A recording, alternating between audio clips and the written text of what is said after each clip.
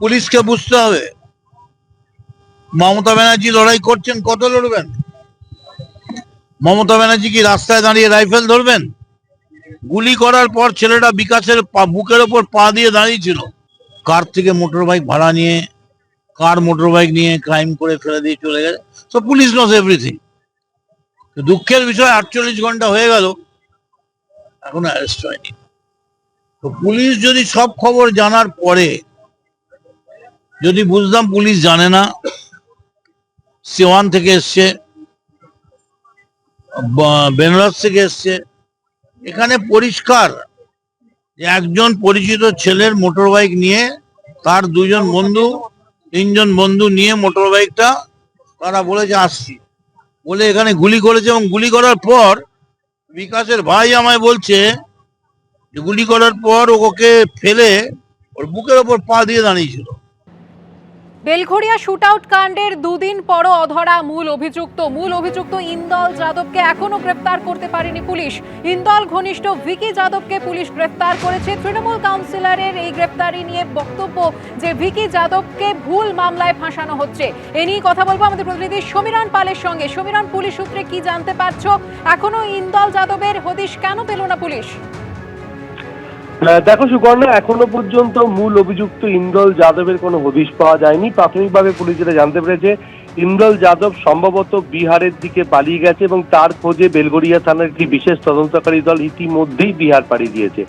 সেদিনকে রাত্রি 8:45-এ শুট আউটের ঘটনার পর বাইক ফেলে দিয়ে 3 দুষ্কৃতী পালিয়ে যায়। যেটা তদন্তে জানা যাচ্ছে ইন্দল একা একদিকে যায় এবং বাকি 2 দুষ্কৃতী অন্যদিকে গেছে।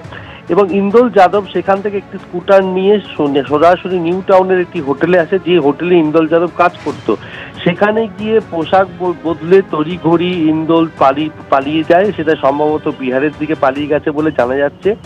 এই এমন কিছু সূত্র পুলিশের হাতে এসে পৌঁছেছে।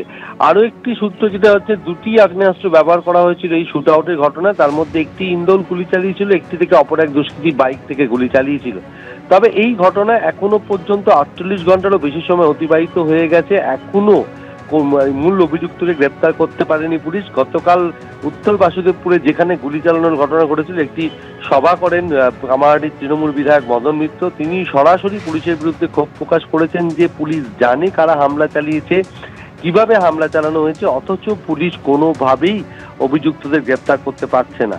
আমরা পুলিশের ওপর চাপ সৃষ্টি করব, আমরা চাই দ্রুত পুলিশ গ্রেপ্তার করুক। এই বিষয়টি নিয়ে তিনি সরব হয়েছেন পুলিশের ভূমিকা নিয়ে। এর পাশাপাশি তৃণমূল কাউন্সিলর 29 নম্বরের ওয়ার্ডের তৃণমূল কাউন্সিলর তিনি গতকাল বলেছিলেন যে ভিকি যাদব, যাকে গতকাল গ্রেপ্তার করা হয়েছিল, তার বিরুদ্ধে অভিযোগ যে হামলায় ব্যবহৃত বাইকটি তারই, এবং শুধু তাই নয়, বিকাশ সিং কোথায় আছে তার গতিবিধি সম্পর্কে সমস্ত তথ্য ইন্দল যাদবকে দিয়েছিল এবং তার জন্মদিনের পার্টিতেই জড়ো হয়েছিল দুষ্কৃতীরা। সেখান থেকে ভিকি যাদবের বাইক নিয়ে তারা ঘটনাস্থলে যায় এবং গুলি চালায়। এবং সেই ঘটনায় ভিকি যাদবের গতকাল ব্যারাকপুর মহকুমা আদালতে 7 দিনের পুলিশ হেফাজত হয়েছে। তাকে জিজ্ঞাসাবাদ করে বাকিদের খোঁজ সম্পর্কে জানার চেষ্টা করছে। কিন্তু নির্মলা রায় তিনি সরাসরি অভিযোগ করেন যে ভিকি যাদবকে অন্যায়ভাবে ফাঁসানো হয়েছে, কেননা এই ঘটনার সঙ্গে কোনোভাবে যুক্ত নয়। সে না জেনেই তার বাইকটি দিয়েছিল, সেই ঘটনার বিন্দু বিসর্গ জানতো না। এই ঘটনার পেছনে যে প্রধান চক্রান্তকারী, তাদেরকে আড়াল করানোর জন্য পুলিশ ভিকি যাদবকে গ্রেপ্তার করেছে।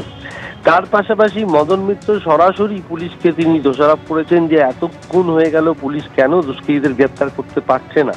এবং 29 নম্বর ওয়ার্ডের তৃণমূল কাউন্সিলর নির্মলা রায়ের ভূমিকা নিয়েও তিনি প্রশ্ন তুলেছেন। গতকাল যে তিনি সভা করেছিলেন সেখানে তিনি উপস্থিত ছিলেন না, আরো অনেক কাউন্সিলর উপস্থিত রয়েছেন, তাদের নিরাপত্তার অভাব নেই, তিনি কেন ভয় পাচ্ছেন এই নিয়ে তিনি প্রশ্ন তুলেছেন। অর্থাৎ এই শুট আউটের ঘটনায় বেলগড়িয়ায় অর্থাৎ কামারহাটি বিধানসভা কেন্দ্রে বিধায়কের সঙ্গে নির্মলা রায়ের সংঘাত ক্রমেই প্রকাশ্যে আসছে এবং এই সংঘাতে যথেষ্ট অস্বস্তিতে পড়েছে স্থানীয় তৃণমূল নেতৃত্ব।